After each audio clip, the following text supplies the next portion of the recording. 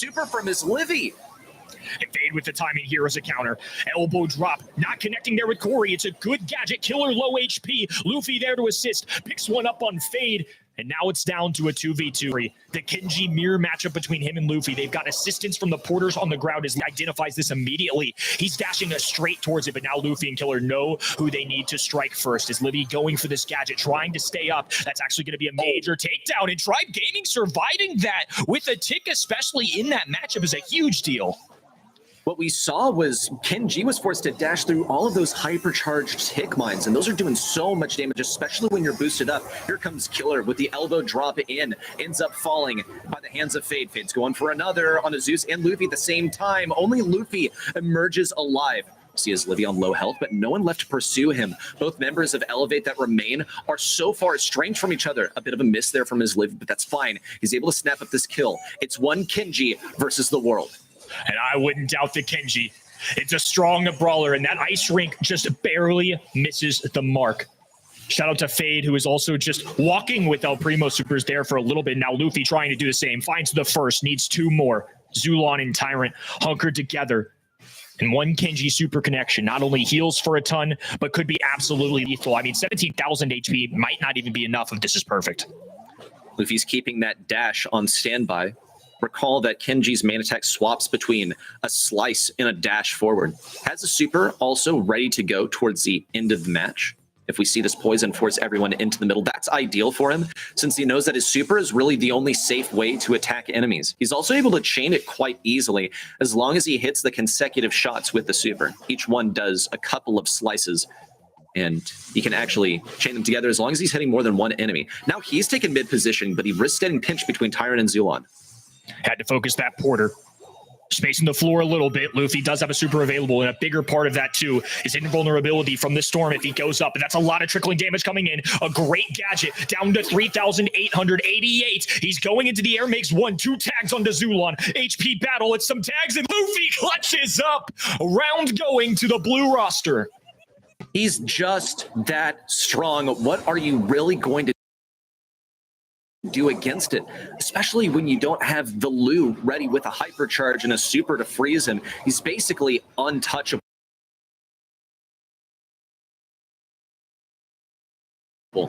See this one return to a 5v5 once more. Who's going to be the first brawler to fall?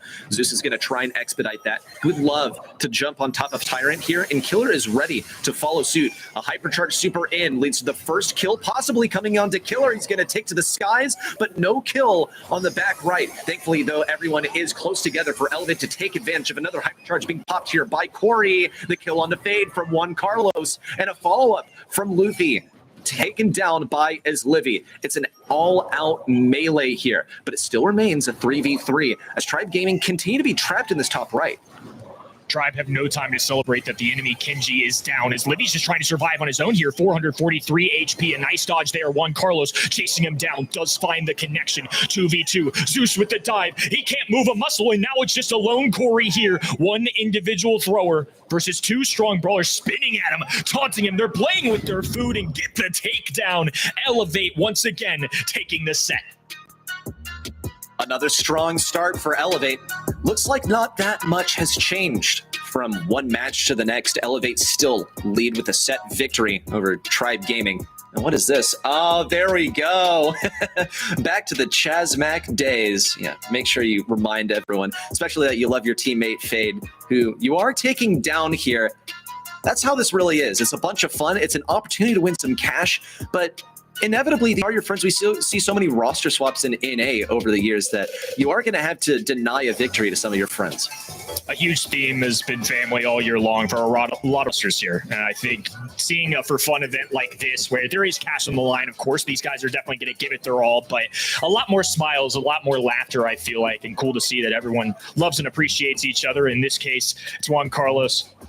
Little commiserations to his previous teammate. They're going to dance on the grave of Corey right on front of our faces here, too. That is tough. A little throwback. You can toast him there, too, by the way. Somebody that got to show up here for STMN today. But set one done and dusted.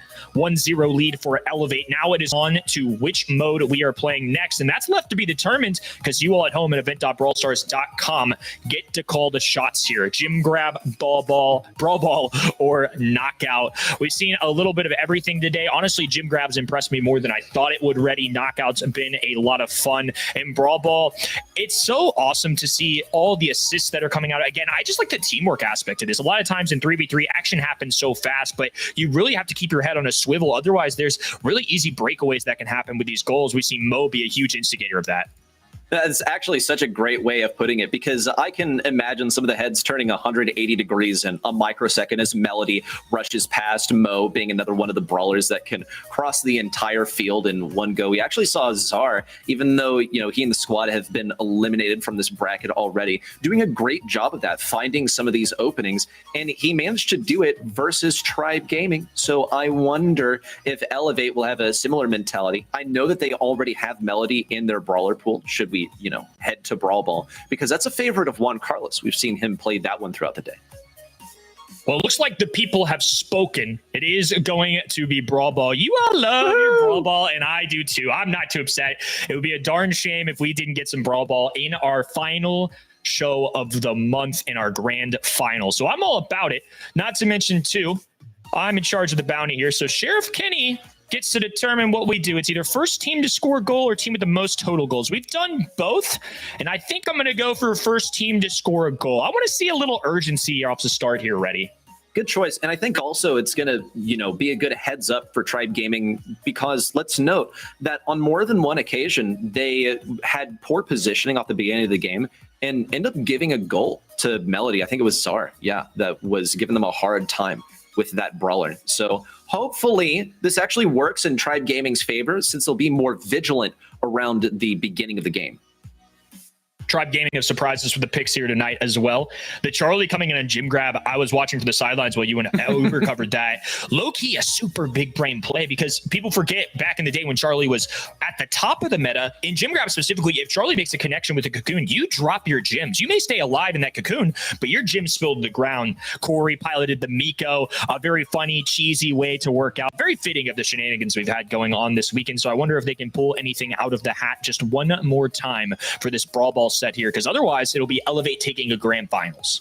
Look, you talk about something like Charlie that's quite creative, pretty outside of the box. Maybe you could even call it a bit out there. But that's the deal, is that when one player is 20% of your team instead of 33% of your team, then you can afford to lean more in the direction of utility for the entire team rather than just raw damage output, racking up kills. There are brawlers for that. That's what Kenji is here for. He's the one who's getting the kills. He's staying alive. He's healing himself. He does basically everything, and then that opens the doors for everyone else to pick something that works greater on a team basis. Speaking of that, also, since we are in Brawl Ball, I wonder if we'll get to see Max make a re-entry. This was an APAC favorite. We saw it a bit earlier on in the day, but didn't actually see it make too much of an impact. Looks like that's not going to be the case. We'll see actually both teams stick pretty close to the comps that we've seen them run already.